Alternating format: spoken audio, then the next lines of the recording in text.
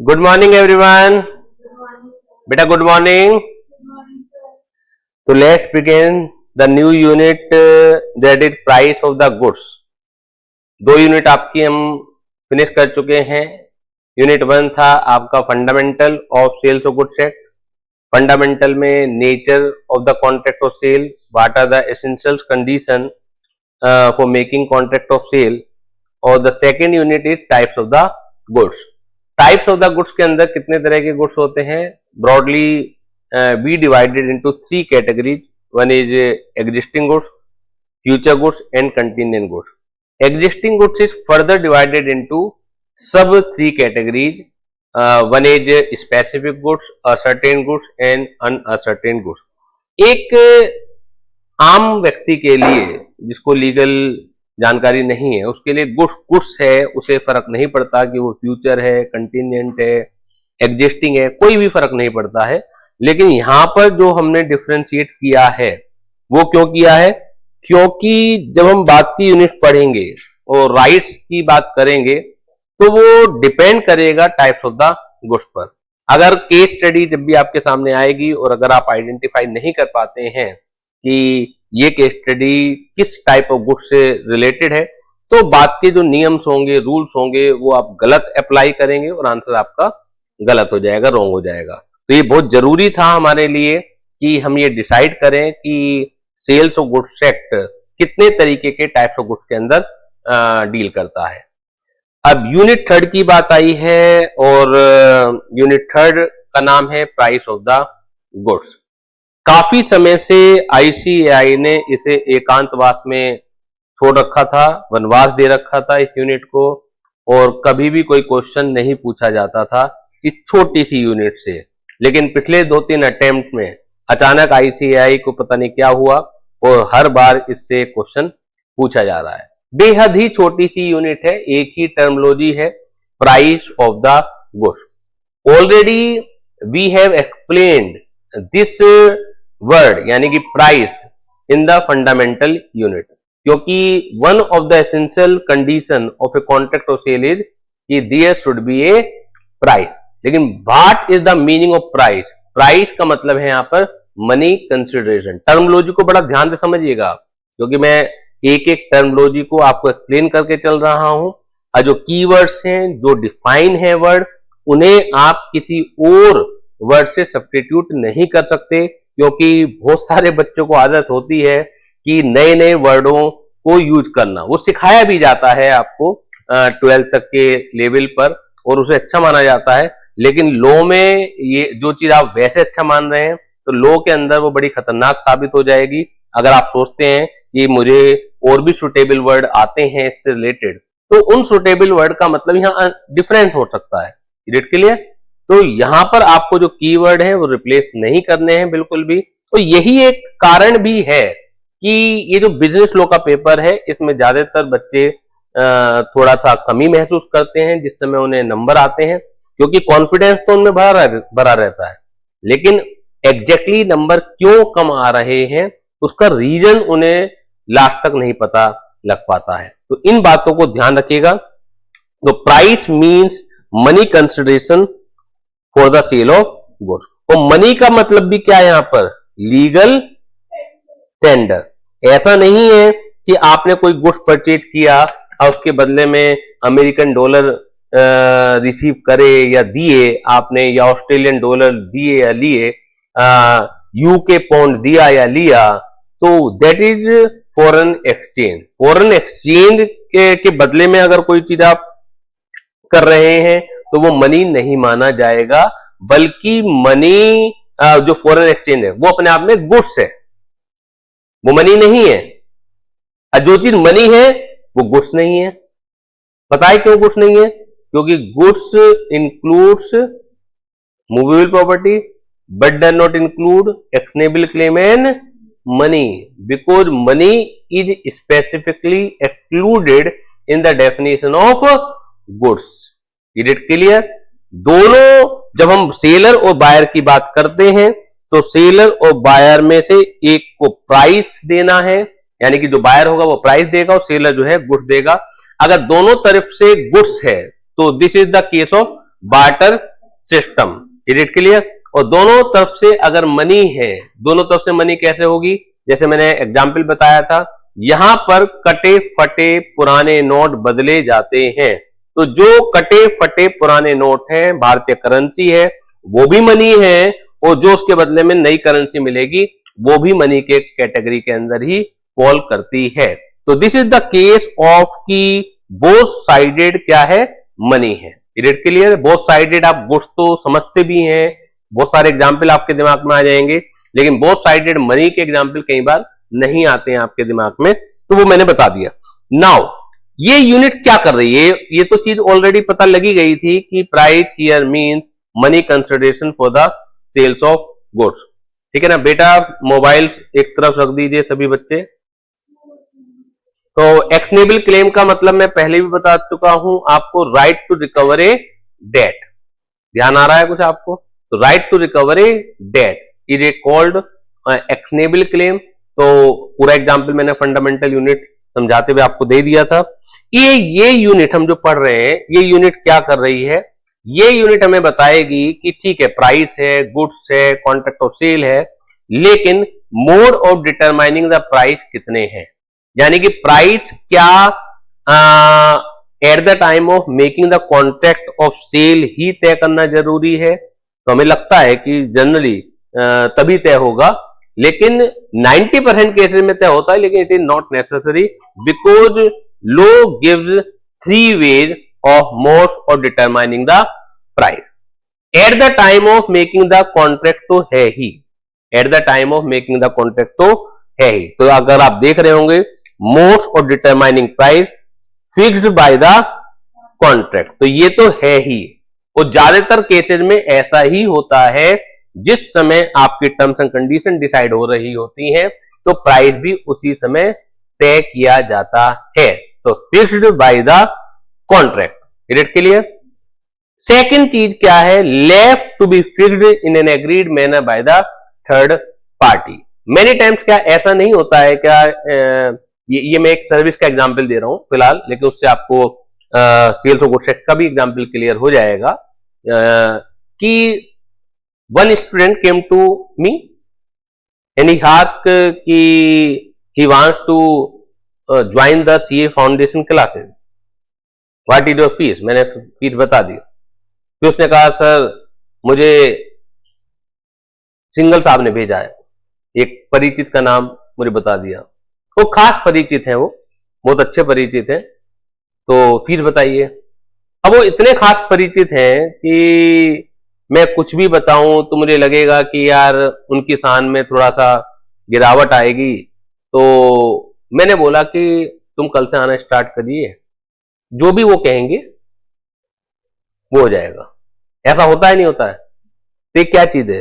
Left to be fixed in an agreed manner by the third party. Left to be fixed in an agreed manner by the third party, यानी कि third party के ऊपर छोड़ दिया गया है कि फिक्स हो जाएगा।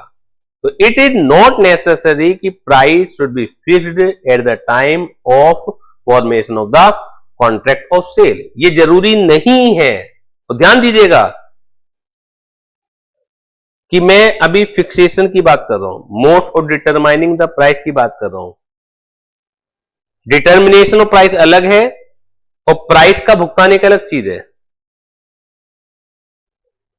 लो जिस समय आप पढ़ रहे होते हैं तो आपको जरा सी जो डिफरेंशिएशन है उसके ऊपर अच्छी मास्टरी होनी चाहिए। कभी आप इस चैप्टर को पेमेंट से समझ लें, पेमेंट की बात ही नहीं हो रही अभी। अब पूरे चैप्टर के अंदर स्पेसिफिकली ये मेंशन कहीं पर नहीं किया गया है कि प्राइस का कब पेमेंट होना जरूरी है। इसका मतलब है eight the time of formation of contract भी हो सकता है, जनरली ऐसा ही होता है।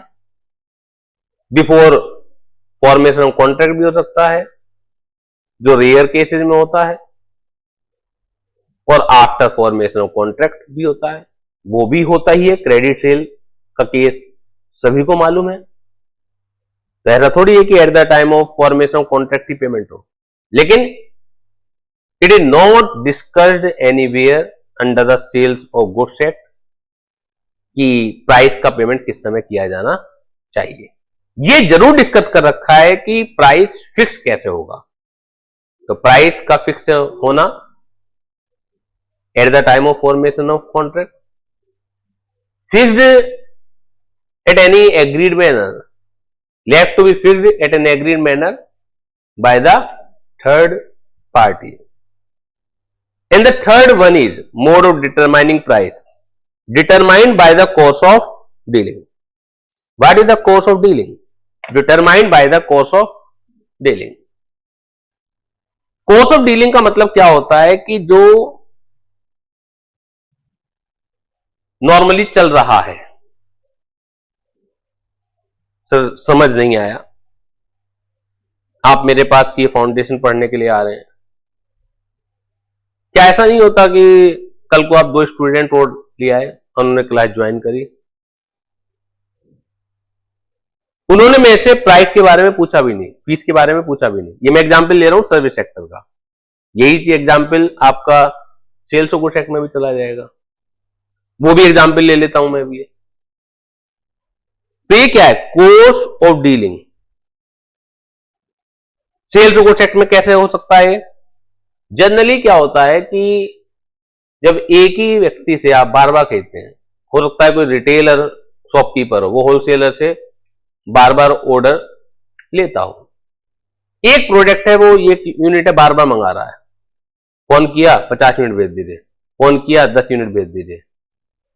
जिस समय पहली बार उसने तय किया होगा तो उस समय प्राइस का तय कर लिया होगा, लेकिन सेकंड टाइम थर्ड टाइम क्या वो जनरली प्राइस बार बार पूछता है जब रोजाना ही चीजें हो रही हैं?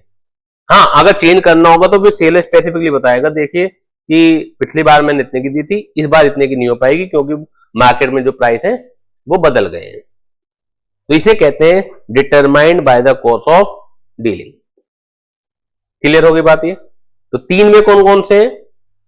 Fixed by the contract itself, यानी कि at the time of formation of the contract, left to be fixed in an agreed manner at the option of the third party, और determined by the course of dealing. तो इससे बिल्कुल clear है कि thus the price need not necessarily be fixed at the time of sale. अब payment की बात ही नहीं करी इन्होंने।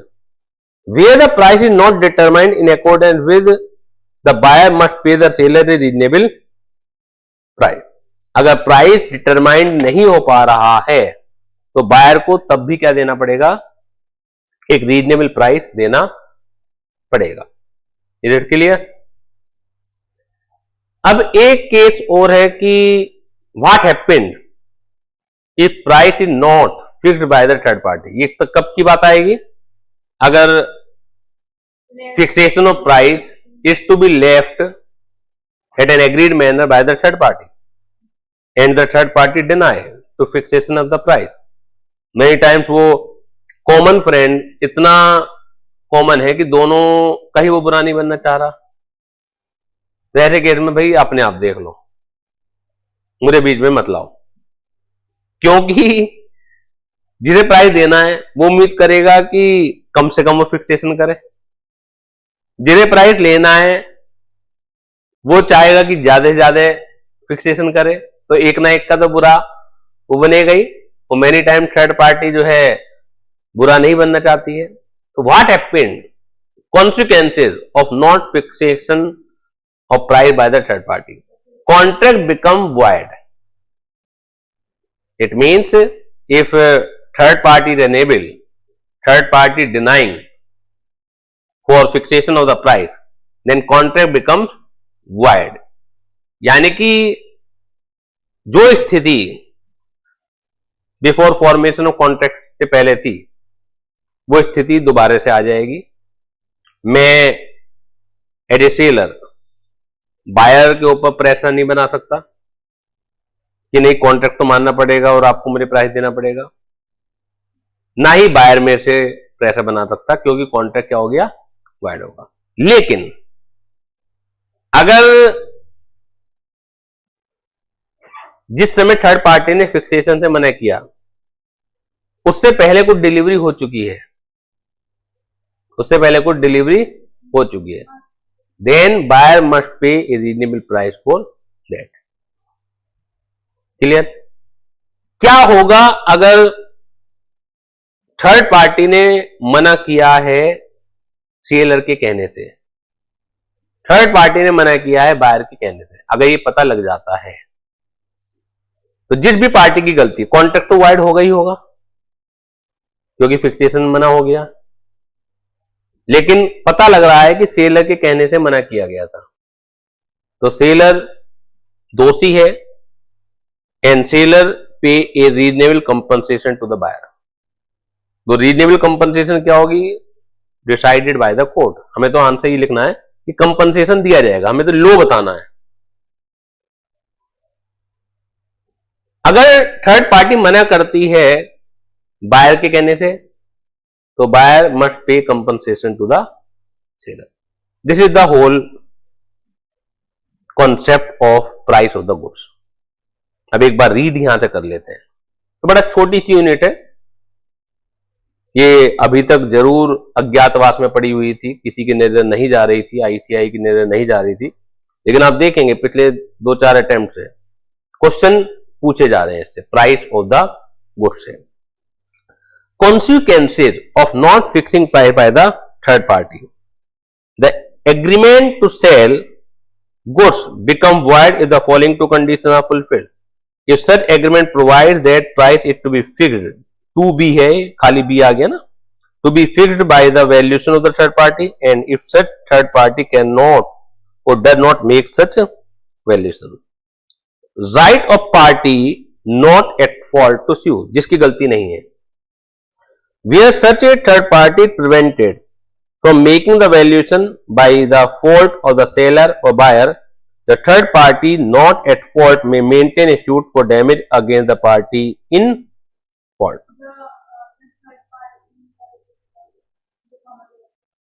Where a third party is prevented from making the valuation by fault of the seller or buyer, यानी कि third party को रोका जाता है वैल्यूएशन करने से, या तो सेलर की गलती से या बायर की गलती से।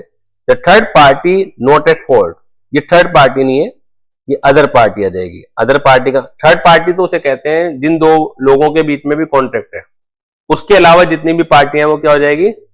Third party. क्लियर है? ए और बी के बीच में कॉन्ट्रैक्ट चल रहा है तो ए और बी थर्ड पार्टी नहीं है, लेकिन ए उस कॉन्ट्रैक्ट के लिए बाकी सारी दुनिया क्या हो जाएगी? थर्ड पार्टी हो जाएगी। ठीक है, तो यहां पर जो अदर पार्टी है नॉट एट फॉल्ट, या तो सेलर होगा या बायर होगा, may maintain a suit for damage against the party in fault. Court case file कर सकती है डैमेज के लिए। Example, X agrees to sell 100 bags of cement to Y at a price to be fixed by Z and to be delivered in 4 equal installments. Y received a delivery of 25 cement bags, state the legal position. If Z refused to value the goods and fix the price, तो यहां पर 25 bag का reasonable price देना पड़ेगा, बाकी 75 bag का जो contract है, एग्रीमेंट टू सेल है, वो become wide. If Z is prevented from fixing the price by the fault of X, X कौन है? सेलर है, तो यहां पर X Y को कंपनसेशन देगा, लेकिन Y को 25 सीमेंट बैग का रीजनेबल प्राइस देना पड़ेगा। If Z is prevented from fixing the price by the fault of Y, तो Y को कंपनसेशन भी देना है ब्रीच ऑफ कॉन्ट्रैक्ट का, और 25 सीमेंट बैग का रीजनेबल प्राइस भी देना है। Clear? Clear clear to all? Question देख लेते हैं इसमें, और अगर आप देखेंगे तो पिछले 2-3 साल के ही रिलेटेड क्वेश्चन होंगे। जून 23 4 नंबर का क्वेश्चन है। A contracted to sell his Swift car to B, both missed to discuss the price of the said Swift car. A ने कॉन्ट्रैक्ट किया बी के साथ अपनी स्विफ्ट कार बी को बेचने का। दोनों से ही गलती हो गई कि प्राइस के बारे में डिस्कशन नहीं हुआ।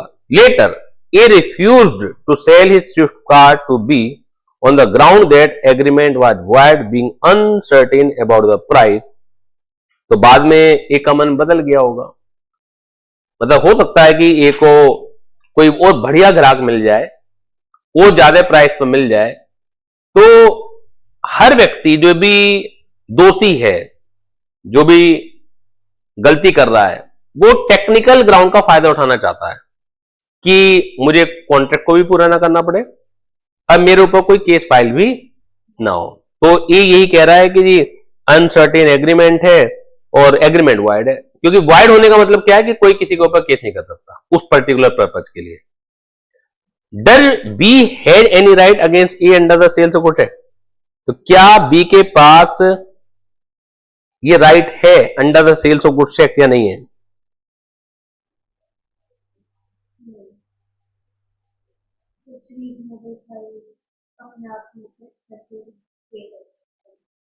Mr. A contracted to sell his Swift car to B. Both missed to discuss the price. Later, A refused to sell. इसमें देखिए क्या है कि अगर गाड़ी की डिलीवरी जा चुकी है तो उस केस में बी रीजनेबल प्राइस देके कॉन्ट्रैक्ट को अपने फेवर में करा सकता है, ठीक है। लेकिन अगर बी रीजनेबल प्राइस भी देने को तैयार नहीं है या डिलीवरी नहीं गई है, इज इट क्लियर, तो क्योंकि प्राइस फिक्स हुआ नहीं है तो उस केस में ये वॉइड डिक्लेयर किया जा सकता है। आंसर देखिएगा, as per the provision of section 2 clause 10, तो इसकी जरूरत नहीं है आपको कि सेक्शन नंबर याद रखें, ये प्राइस की डेफिनेशन का सेक्शन है। और the sales of goods act 1930, price is the consideration for sale of good and therefore is a requirement to make a contract of sale. Section 2 clause 10 is to be read with section 9 of the sales of goods act. According to section 9 of the sales of goods act, the price in a contract of sale may be fixed by the contract or may be left to be fixed in manner thereby agreed or may be determined by the course of dealing between the parties. तो ये तो clear है कि price need not be fixed at the time of contract, जरूरी होता नहीं है, तो नहीं भी हुआ तो उस वजह से कोई ऐसी दिक्कत नहीं है।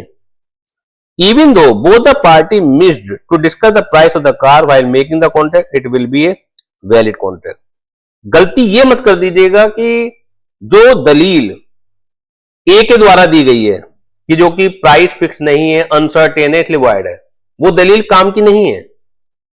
आपको लॉ का आंसर लीगल तरीके से ही देना है, वो जानबूझ के आपको फंसाएंगे। इस वजह से सेल्स ऑफ गुड्स एक्ट का कॉन्ट्रैक्ट ऑफ सेल वॉइड नहीं होता कि because price is not fixed, क्योंकि प्राइस को फिक्स करने के और भी तरीके हैं। Rather than being uncertain and void, the buyer shall pay a reasonable price in this situation, तो बायर को रीजनेबल प्राइस देना, अगर वो रेडी है तो देना पड़ेगा। एक तरफा वॉइड डिक्लेयर नहीं कर सकता। In the given case A and B have entered into a contract for sale of a motor car but they did not fix the price of the same. A refused to sell the car to B on this ground. Mister B can legally demand the car from A and A can recover the reasonable price of the car from B. जो पहले से खरीद रहा होता है उस पे report of dealing में इसका आगे कुछ आता है, इसी तरह की सिचुएशन आएंगी। कोर्स ऑफ डीलिंग अपने आप में एक वाइडर कॉन्सेप्ट है, तो ऐसा नहीं कि केवल यही एग्जाम्पल आ सकता, और भी चीज आ सकती है, लेकिन वो कोर्स ऑफ डीलिंग यानी पुराने समय से कोई ना कोई चीज चल रही हो। आप जब 12th पढ़ते हैं तो जो पहली बार बच्चा जब जाता है टीचर से पढ़ने के लिए तो वो फीस पूछता है, लेकिन फिर 10 लोगों को अपने साथ लेके जाता है तो सभी को पता होती है कि इस फीस की बात हो रही है। That is also a course of dealing. Same व्यक्ति के साथ नहीं है और लोगों के साथ है। जो मैंने एग्जाम्पल रिटेलर और होलसेलर का दिया उसमें एक ही व्यक्ति का मैंने एग्जाम्पल दिया, यहाँ मैंने डिफरेंट लोगों का एग्जाम्पल दे दिया। तो वाला केस है, ये इन तीनों में से कौन से वाले कौन सा? तीनों में से नहीं बैठेगा, लेकिन ये भी तो लिखा हुआ है वहां पर कि if price is not fixed, where the price is not determined in accordance जो भी ऊपर के तीन है, the buyer must pay the seller a reasonable price, ये क्यों भूल गए? ये भी तो पढ़ाया था ना मैंने आपको, this is a part of law itself. Clear?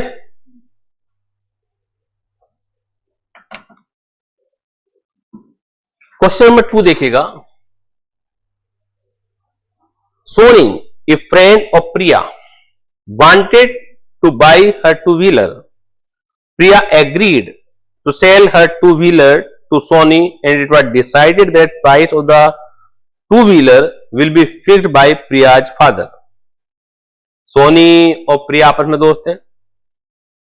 Soni जो है प्रिया जो है अपना एक टू व्हीलर सोनी को बेचने के लिए एग्री हुई, और ये तय किया गया कि जो टू व्हीलर का प्राइस है वो प्रिया के फादर तय कर देंगे, यानी सेलर के फादर तय करेंगे। Who is an auto dealer? Priya immediately handed over the key to Soni, यानी कि डिलीवरी हो गई है इसके अंदर। However, Priya's father refused to fix the price as he did not want Priya to sell her vehicle. क्योंकि प्रिया से जुड़ाव था, प्रिया के फादर ने मना कर दिया प्राइस को फिक्स करने से, क्योंकि वो ये चाहते थे कि बेचे ही ना हो। तो ज्यादा अच्छा तरीका मैं प्राइस फिक्स नहीं करूंगा तो वो कॉन्ट्रैक्ट वाइड हो जाएगा। प्रिया expressed her inability to sell the two-wheeler to Sony and asked for return, but Sony refused to return the same. Explain, can Priya take back the vehicle from Sony? Will your answer be different if Priya had not handed over the vehicle to Sony? ये बहुत बढ़िया case है। यहां क्योंकि delivery हो चुकी है तो रीजनेबल देना ही पड़ेगा, लेकिन डिलीवरी नहीं हुई भी होती तो फिर वो ऐड हो जाता है। Is it clear? Ascertainment of the price. By virtue of section 9, the price in a contract of sale may be fixed by the contract or agreed to be fixed in a manner provided by the contract, that is by valuer, or determined by the course of dealing between the parties.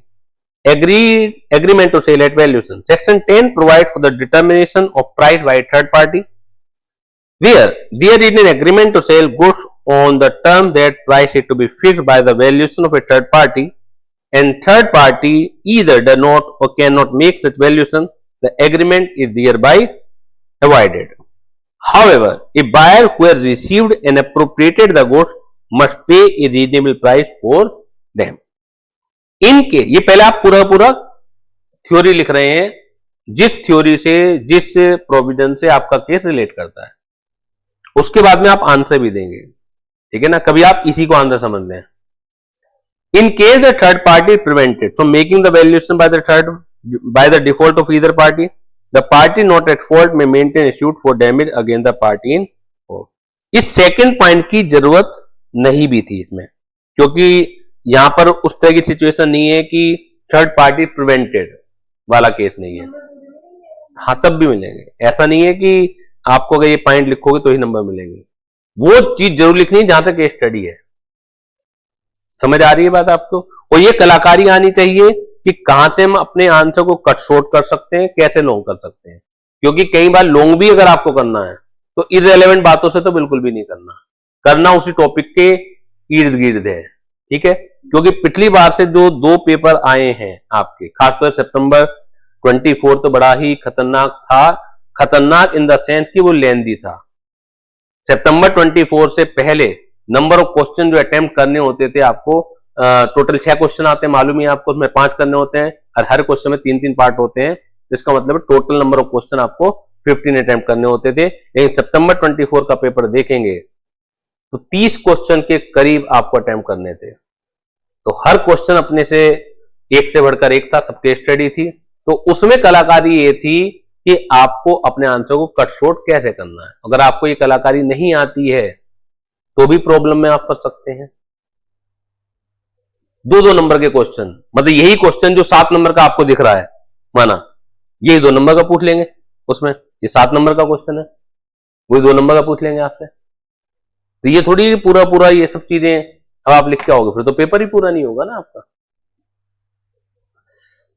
तो in the stand case Priya handed over the key of her two-wheeler to Sony and it was decided between them that price of the vehicle will be fixed by the Priya's father. ये क्या हो रहा है? ये क्या लिख रहा हूं मैं आपको क्वेश्चन लिखने का, आंसर लिखने का, साथ का प्रैक्टिस भी सिखा रहा हूं। ये 7 नंबर का है, इररिलेवेंट चीजें आप लिख नहीं सकते। ऐसा नहीं कि क्वेश्चन की आंसर की लेंथ बढ़ाने के लिए आप रिलेवेंट चीज लिखिए। देखिए, केस स्टडी के क्वेश्चन को हम 4-5 पार्ट में बांट सकते हैं। उसमें फिर किस केस स्टडी में क्या चीज गायब करनी है वो आपके ऊपर है। This is called fact of the case. In the stand case Priya handed over the की, यानी कि फैक्ट ऑफ द केस का मतलब क्या होता है कि जो केस स्टडी है उसे रिवर्डेड आप दोबारा लिखोगे। अगर यही आंसर 3 नंबर का होगा, जरूरत नहीं है। यही 7 नंबर का है, लिख के आ जाइए, क्योंकि आप इररिलेवेंट भी नहीं लिख रहे और 7 नंबर अपने आप में होते ही हैं। तो ये फैक्ट ऑफ द केस। जैसे हम 4 या 5 पार्ट में बांटते हैं ना, तो हम कैसे कहते हैं, पहले प्रोविजन ऑफ लॉ, यानी कि जिस प्रोविजन से रिलेटेड आपका केस है वो आपको लिखना है, वो तो हमेशा ही लिखना है। जो ऊपर लिखा मैंने वो प्रोविजन ऑफ द लॉ है। फिर बात आती है रेफर केस स्टडी। अगर कोई केस है तो उससे रिलेटेड केस स्टडी, वो फाउंडेशन में जरूरत नहीं है। तीसरा होता है फैक्ट ऑफ द केस, जो ये वाली चीज है, इसे कहते हैं fact of the case. Fact of the case कुछ नहीं होता, जो आपका केस स्टडी कह रहा है उसे आप अपने शब्दों में दोबारा से बताइए। नेक्स्ट स्टेप होता है merge question with provision of law, यानी कि अपने क्वेश्चन को लॉ से मर्ज करके बताइए कि आपका जो केस स्टडी है क्वेश्चन में वो किस तरीके से रिलेट कर रहा है लॉ के प्रोविजन से। और लास्ट है कंक्लूजन। तो हर स्थिति में आपको प्रोविजन ऑफ द लॉ और कंक्लूजन तो देना ही देना होता है, जिस प्रोविजन से रिलेटेड, यानी पहला और लास्ट स्टेप तो आपको देना ही देना होता है। बीच के जो स्टेप हैं उन्हें आप लेंथ के हिसाब से या क्वेश्चन की मार्किंग के हिसाब से कम या ज्यादा कर सकते हो। तो in the stand case Priya handed over the key of a two wheeler to Soni and it was decided between them that price of the vehicle will be fixed by Priya's father. However, Priya's father refused to fix the price as he did not want Priya to sell the vehicle. As the key have already been handed over to Sony, Priya cannot take back the key from Sony and Sony shall pay reasonable price to Priya for the two-wheeler. A second case का answer अगर की नहीं दी भी होती तो wide हो जाता। If Priya had not handed over the vehicle to Sony, the contract could have been avoided as Priya's father refused to fix the price of the vehicle. Clear है? अब सितंबर 24 का जिस अटेम्प्ट की मैं बात कर रहा हूं, 3 नंबर का क्वेश्चन है, बताइए अब ये भी मैंने आंसर बड़ा जानबूझ के दे रखा है। आपको आंसर इतना नहीं लिखना है पेपर में। अगर ये 3 नंबर का है, पेपर अगर लेंथी है, अगर इतना इतना लिख के आएंगे आप, तो उस केस में तो आप आधा भी पेपर सोल्व नहीं कर पाएंगे। अराउंड 28 to 30 क्वेश्चन करने दे। क्वेश्चन नंबर 1 के 3 पार्ट, ए बी सी, फिर ए के फिर 3 पार्ट। तो ए के क्वेश्चन में 8-8, 9-9 क्वेश्चन थे। Karthik agreed to sell his laptop to Vasant for a price to be fixed by Kusum, a hardware engineer. मैं रिपीट कर रहा हूं कि मैंने जानबूझ के बड़ा आंसर दिया है जिससे मैं आपको समझा सकूं। छोटे को बड़ा करने में वर्बली समझाना पड़ता। अब आपके पास बड़ा आंसर है तो क्या क्या काट सकते हैं हम इस 3 नंबर में, क्या क्या इररिलेवेंट है, जिससे आप आइडिया पूरा का पूरा हो जाए। तो Karthik agreed to sell his laptop to Vasant for a price to be fixed by Kusum, a hardware engineer. However, before delivery of the laptop, Karthik changed his mind and did not share any particular and configuration of the laptop with Kusum, which made her unable to do the valuation. Kusum refused to do valuation. Kartik ने वसंत को agree किया कि मैं आपको laptop बेचूंगा। Price कौन सा होगा?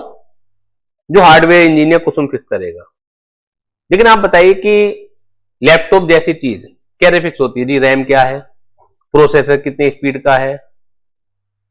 अब कार्तिक ने डिलीवरी से पहले माइंड चेंज कर लिया कि मुझे तो नहीं बेचना। अब करे क्या वो, तो दिमाग लगा रहा है। उसने कोई कॉन्फ़िगरेशन लैपटॉप की कुसुम को भेजी नहीं। अब कुसुम कैसे वैल्यूएशन करे भाई, कैसे पता लगाए कि वास्तव में क्या मार्केट वैल्यू उसकी होनी चाहिए। It means Kusum is prevented by Karthik not to do the valuation. यहां पर सीधे सीधे सेलर की गलती है। क्लियर है, ये पहचानना है आपको। Vasant needed laptop for his product, so he promised Karthik that if the laptop is delivered to him, he would pay a reasonable price for it. Vasant तो reasonable price देने के लिए भी तैयार है। However, Karthik decided not to sell the laptop to Vasant. Now Vasant wants to know from you, being a legal expert, whether Karthik is bound by his promise as he agreed earlier to deliver his laptop to him at a reasonable price. If he does not agree to deliver, what is the other remedy available to Vasant? Advice referring to the provision of the sales of goods. तो दो angle पर आपको बताना है कि क्या जो buyer है वो रीजनेबल प्राइस देके कार्तिक से लैपटॉप की डिलीवरी ले सकता है। Answer is yes. क्या होगा अगर वो डिलीवरी देने के लिए तैयार नहीं है, कंपनसेशन मिलेगा।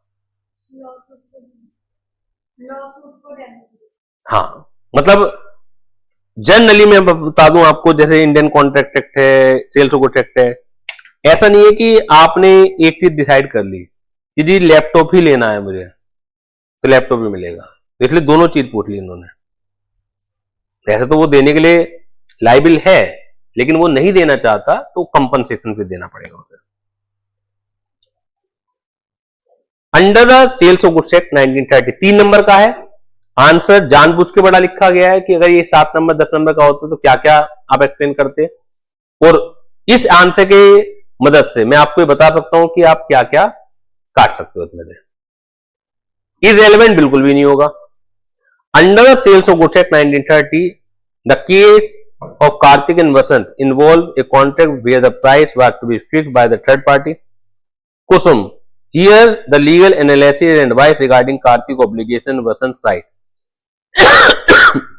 Under the Sales of Goods Act 1930, the case of Karthik and Vasant can be analyzed as follows. इसी लाइन को काट सकते हो पहले तो आप, कि हम एनालाइज इस तरह करेंगे, ठीक है। Agreement to sell with price fixed by the third party. If the third party fails to fix the price, either party can cancel the contract unless part of the goods have been delivered. Karthik's non-cooperation prevented Kusum from fixing the price. यानी कि अगर third party fail हो जाती है price को fix करने से तो कोई भी पार्टी कॉन्ट्रैक्ट को कैंसिल कर सकती है, लेकिन किसी पार्टी की गलती नहीं होनी चाहिए। यहां पे तो गलती है। Promise to pay reasonable price. After Kusum's refusal, Vasant agreed to pay reasonable price under Section 9. The buyer must pay a reasonable price when a contract does not specify one which is determined by the market value at that time. Is Karthik bound to deliver? Although Karthik is not strictly bound since the price was not fixed. मतलब इसे कहते हैं specific performance. आप पढ़ लोगे बाद में कि क्या बायर यही चाह रहा है कि लैपटॉप ही मिले, तो ऐसा नॉर्मली पॉसिबल नहीं हो पाता। मतलब है उसके पास राइट, लेकिन अगर डिलीवरी नहीं देना चाह रहा है तो उस केस में कंपनसेशन तो मिलेगा। ऐसा नहीं है कि सेलर को ऐसे ही छोड़ दिया जाएगा। तो इसलिए कह दिया कि although Karthik is not strictly bound since the price was not fixed, Vasant willingness to pay a regional price may lead a court to hold Karthik accountable specifically since his action caused the failure to fix the price. Remedies for Vasant. Sue for damage. Vasant can claim damage for non-delivery calculated at the difference between the market price and reasonable price. Sue for specific performance. Specific performance कहते हैं कि आपको laptop ही दिलवाया जाएगा. Vasant may seek a court order for specific performance if the laptop has unique value or specification important for his project. So conclusion: while Karthik is not strictly bound to deliver the laptop, Vasant offered to pay a reasonable price. It strengthens his position. If Karthik refuses, Vasant can sue for damage or seek specific performance under section 57 and 58. तो ये अगर आप देखेंगे तो जैसे conclusion है और फिर ऊपर भी है, तो दो बातचीत हो रही है, तो एक बार आप गायब कर दीजिए इसके लिए। और 1 to 4 4 हेडिंग दे रखी हैं, इनकी जरूरत नहीं है क्योंकि इनसे भी क्या होता है, लेंथ बेमतलब में इंक्रीज होती है। आपको सिर्फ और सिर्फ प्रोविजन ऑफ लॉ देना है और लास्ट में कंक्लूजन देना है अपना। कोई फैक्ट ऑफ द केस नहीं देने कि आप केस को बार बार रेफर करो। तो अगर इसमें देखेंगे तो बार बार बीच बीच में केस के फैक्ट भी रेफर हो रहे हैं।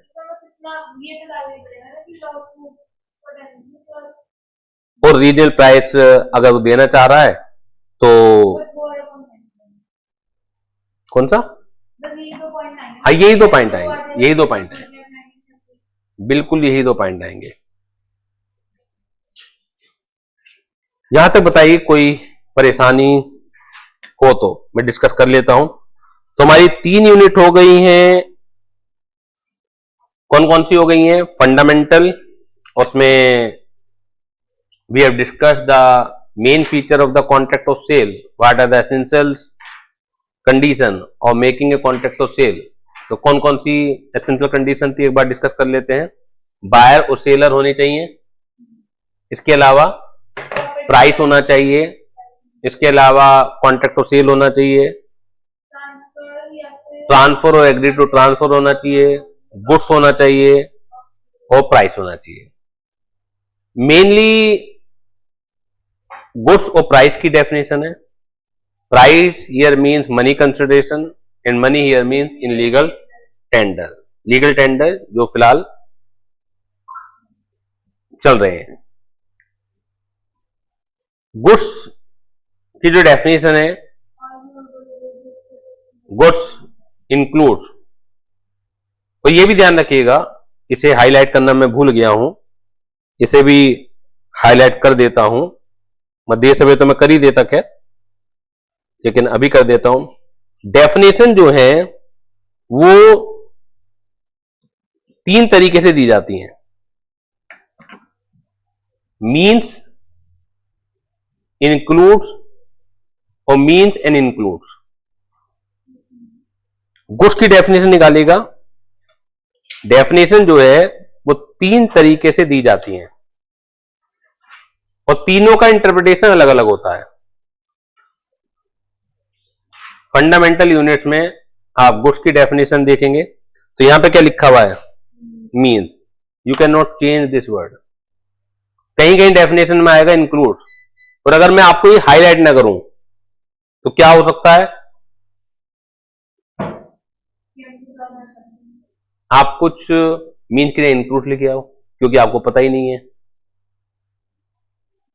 और तीसरी होती है मीन्स एंड इंक्लूड्स। तो ये बेसिकली हाइब्रिड डेफिनेशन है, मीन्स एंड इंक्लूड। शुरुआत मीन से की गई है और फिर आगे चलते चलते इंक्लूड भी लगा दिया गया है। इन तीनों के तीनों तरीकों में इंटरप्रिटेशन छुपा हुआ है। अगर मीन्स लिख के कोई डेफिनेशन आए, इट मीन्स आप जरा सा भी चीज चेंज नहीं कर सकते इसके अंदर। आप लॉजिकल नहीं जा सकते इसके अंदर, किसी और चीज को इंक्लूड नहीं कर सकते इसके अंदर। अगर डेफिनेशन इंक्लूड करके आए, इसका मतलब है कि जो आप उस शब्द का नॉर्मल मीनिंग समझते हैं वो तो है ही, प्लस हो सकता है कि जो मीनिंग हम समझाना चाह रहे हैं वो ना हो, तो उसे आप एक एग्जाम्पल की तरह भी शामिल कर लीजिए। लेकिन मीन्स में क्या है कि जो आप समझते हैं बिल्कुल छोड़ दीजिए, उसे खत्म कर दीजिए, वो नहीं है मतलब यहां पर। बस जो हम बता रहे हैं वही मतलब है, उतना ही लेना है, ना थोड़ा सा ज्यादा ना थोड़ा सा कम।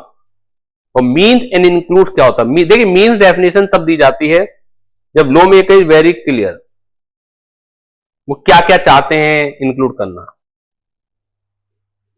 इंक्लूड डेफिनेशन तब दी जाती है जब वो खुद भी क्लियर नहीं होते हैं और वो उन्हें डर लगा रहता है कि अगर मीन्स डेफिनेशन दी गई तो कुछ चीजें छूट सकती हैं और लोग बाग इसका फायदा उठा सकते हैं। तो इसलिए कहते हैं कि इंक्लूड तब दी जाती है कि जो आप समझते हैं वो तो है ही, लेकिन हम और भी चीजें बता रहे हैं, और जो चीजें बता रहे हैं इसके अलावा भी इंक्लूड की जा सकती हैं, क्योंकि वर्ड है इंक्लूड्स, यानी कि जो इंक्लूड डेफिनेशन होती है वो इंक्लूसिव होती है, उस जैसी और भी चीजें शामिल की जा सकती हैं।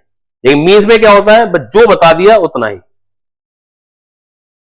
और तीसरी होती है मीन्स इंक्लूड, यानी वो क्लियर तो है कि वो क्या डिफाइन करना चाह रहे हैं, लेकिन कुछ चीजें छूटने की कगार पर हैं उस डेफिनेशन से, तो साथ के साथ वो इंक्लूड भी कर देते हैं। तो जैसे ये डेफिनेशन है, वो क्लियर तो है कि goods means every kind of movable, यानी कि इमूवेबल प्रॉपर्टी नॉट कवर्ड, ये बिल्कुल क्लियर है वो, other than actionable claim in money.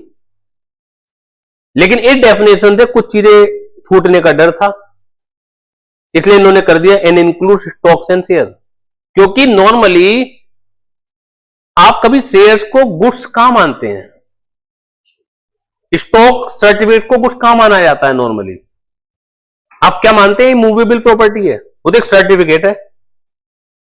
क्या आप कभी कहते हैं कि जो आपकी 10th की मार्कशीट आई है वो एक मूवेबल प्रॉपर्टी है? हम नॉर्मली कहां उस चीज को इमेजिन कर पाते हैं। तो ऐसे ही ने डर था और वास्तविकता भी है कि अगर इंक्लूड ना करते तो हम शेयर्स जैसी चीज को एक सर्टिफिकेट मान के चलते हैं, राइट मान के चलते हैं। स्टॉक सर्टिफिकेट को हम गुड्स की कैटेगरी में नहीं रखते, हम उसे कभी बोलते नहीं है कि ये एक प्रॉपर्टी की गुड्स की तरह की कैटेगरी हो, क्योंकि हमारी इमेजिनेशन वो काम नहीं करती ना उस तरह की। तो इसलिए उन्होंने लिख दिया include the stocks and share, और क्लैरिफाई किया इंक्लूड्स में growing crop, grass and things, क्योंकि नॉर्मली जो things attach to the earth हैं वो इमूवेबल हो जाती हैं। तो उन्होंने कहा कि हम इन्हें भी मूवेबल मानेंगे बशर्ते कि which are agreed to be severed before contract of sale. This is the hybrid definition. तो ये हाईलाइट होना बड़ा जरूरी है। अगर आपने स्टार्ट किया कि goods includes every kind of movable property other than actionable claim and money, सब कुछ वैसे ही लिख दिया, लेकिन मीन की जगह इंक्लूड लिख दिया, तो सत्यानाश हो जाएगा, आपके नंबर कटेंगे कटेंगे। फाउंडेशन में हो सकता है थोड़ा कम कटे इस बात के नंबर, इंटरमीडिएट में तो हो सकता है पूरी काट डालें, क्योंकि इससे बड़ा क्लियर है कि जिस चीज पर, क्योंकि जो लॉ की तहजीब है पढ़ने की, क्योंकि अपना एक लॉ का स्टाइल है, वो आपको स्टाइल ही नहीं पता, बेसिक प्रिंसिपल ही नहीं पता, वो कैसे नंबर दे दें आपको। क्लियर है? तो आज की क्लास को हम यहीं पर वाइंडिंग अप करते हैं। नेक्स्ट क्लास में बड़े इंटरेस्टिंग टॉपिक के साथ, जो यूनिट 4 है, बेहद ही इंपॉर्टेंट टॉपिक है, कंडीशन एंड वारंटी, उसके साथ हम मिलेंगे। तब तक के लिए धन्यवाद।